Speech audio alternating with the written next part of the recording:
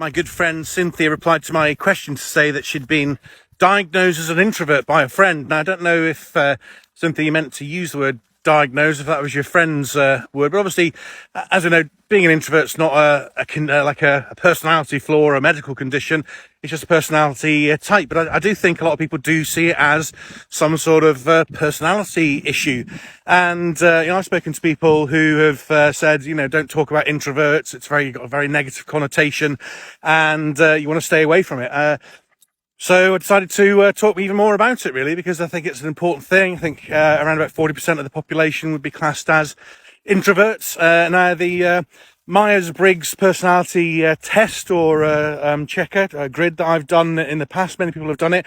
When I initially did it, first few times, I came out as an extrovert. And I think that was probably a time when I felt I needed to be an extrovert and wanted to be an extrovert, and that was very much expected in my job. I worked as a sales director, so a very kind of front of house job. I was managing a team of people, but I think when I was doing those tests, I think unless you're answering them very, very honestly and objectively, and also you're worried about what people might say, because if you do a Myers-Briggs test in your sales role and you come out as an introvert, is that going to affect your prospects in any way? People in HR will be wondering about you potentially. But I think in later stages, when I decided I was just going to answer these tests straight, I came out as an introvert. And I think having done some work myself with a counsellor over a number of years, talking about some of these thoughts and how I react to things, I think that's exactly where I came out. So yeah, I think people are introverts, and it is what it is. It's where you get your energy from.